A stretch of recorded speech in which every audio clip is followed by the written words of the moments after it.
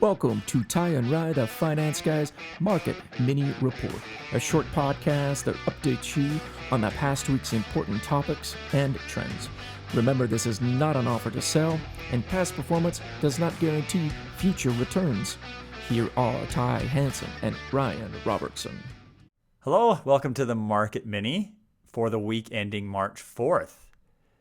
We're glad to have you guys on with us today. We appreciate you listening. And just as a recap, we did talk about this a few weeks ago, where we're going to change things up a little bit on how we manage the podcast and what Ryan and I do. So we talked about where every other week we'll do 1 week with a deeper dive episode on more specific topics with Ryan and myself, and then the other week, the off weeks, I'll just do my Market Mini that week. So that's where we're at this week. We're going to go through a Market Mini and dissect a little bit of what's going on in the market, what we saw this last week, and really just what's the buzz, what's the trend in the marketplace. So this last week, for the most part, not too crazy. I mean, so the tech side of the market still taking some hits, right? The NASDAQ was down just about 3% this last week. S&P 500 down about almost 0.7%, so not quite 1%, but right in that range. Dow Jones was positive on the week, and the aggregate bond index was up on the week too. So markets aren't too crazy, all things considered. If we look, year to date, markets are still down on the year, right? The market in general is down right around about 9% on the year. So still definitely in some correction territory, but nothing, the last couple of weeks have just kind of been floating around and things like that. So the main thing, the main news, right? The kind of the biggest concern in the marketplace right now is the events and the war going on in Ukraine with Russia. That's definitely the area that has markets most upset. And what was interesting, so last night, the big scare was there's a nuclear power plant in Ukraine, and Russia was attacking near that area and caused a fire. So that's obviously some concern, right? Is people talking about if this nuclear power plant has issues and Russia attacks, that it could be like Chernobyl. In fact, I even read some reports that talked about it maybe being even 5 times worse than Chernobyl. So as far as nuclear disasters, things like that. So definitely concerning. But what I would say though is and I talked to one of my clients about this the other day. It's definitely impacting the market, right? I don't want to say the market doesn't care about the war and things like that, but we're still seeing, the market keeps kind of hitting that resistance floor right around S&P, right around 4,200, and it's hitting that floor and bouncing, right? And what we saw was, in fact, market closed right around 43.30ish, right in that range. And so it doesn't seem that again, I kind of feel like the war is maybe holding back some recovery, but it's not. It doesn't seem to be pushing that sell-off any lower. So, and again, obviously it's a very sad thing that's going on in Ukraine, and we definitely, our thoughts and prayers go out to those people, but we always want to look at the market and understand what's the sentiment in the market, what's going on, what are investors doing. So we're still seeing this idea of banks and larger institutional investors holding up cash to invest in this dip, and we've even started to see a little bit more buyback from those types of investors.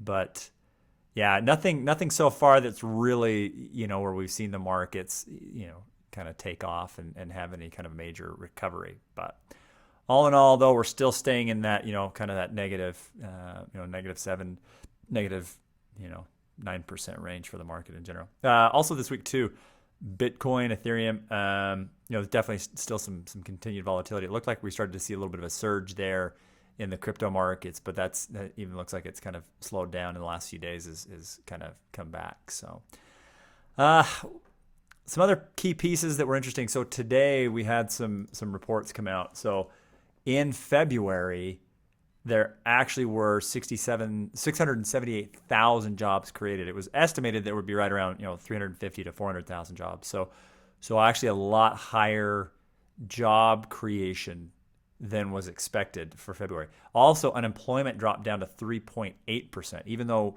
we're still seeing a lot of labor shortage issues and things like that. So, this kind of comes back to this thought that I keep talking about in the market mini, and we talked about it too in our podcast last week. Is we're definitely in this correction phase, right? And interest rates, all these things we keep talking about. But under all of that, kind of the underbelly, if you will, is still some economic data that's positive, right? Forecasts and things of that nature from different, larger stocks and things like that are still looking good for 2022. And again, we're seeing, job creation, unemployment coming down, economic forecasts, they're good. They're still strong. Okay. And that's what I'm saying. As long as we're seeing that information, right? It's funny because I even did read some analysts this last week who were talking about stagflation and still that concern that that's going to happen and it's going to destroy the markets this year, but just not seeing it, right? I'm still seeing enough economic strength because again, stagflation, what is that? It's when you have high inflation, high rising interest rates, and economic data that's basically not there, that's dropping. And don't get me wrong, economic data has come down a little bit, but it's what was expected, right? We saw some huge rampant growth after COVID, and now it's kind of slowing down a little bit. But all in all, there's still a positive projection for this year for economic data. So that's where I'm still optimistic that we're going to see some stronger, still see some returns this year, see some stronger economic data and things of that nature. So yeah, that's what we're seeing in the marketplace. And, for the most part, I will come back, take a step back. What we are seeing more areas of strength in the market are, gold's been doing well, oil and gas, energy, and commodities, right? Those three pieces of the market have for the most part been doing fairly well. So the other places too that we're kind of seeing some good, where things are okay in the marketplace are some of those consumer staples, things like that. So again, kind of your more fundamental, nothing super sexy, not really your growth oriented, but your value oriented. Those are the places of the market we're seeing strength. So anyways, again, as always, we appreciate the listen. We love having feedback from our listeners on the podcast and hearing from all of you what you want to hear, some different things we want to talk about. So tune in next week. We'll do a deeper dive into some more specific topics and spend a little bit more time dissecting that. But yeah, as always, thanks again for the listen. Check us out at tieandrye.com, and we appreciate you as always. Have a great weekend, and we'll talk to you next week. Thanks. Thanks for listening to Tie and Rye, the Finance Guys. This is our weekly market mini report.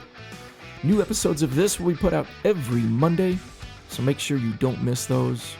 Also, the longer podcasts, more in-depth discussions, those will drop every Saturday. So subscribe on your favorite podcast platform or follow us on TikTok, Instagram, Facebook, Twitter, YouTube at Tie and Rye Podcast. That way you don't miss any new episodes. Thanks for listening, everybody. Hope you have a great week.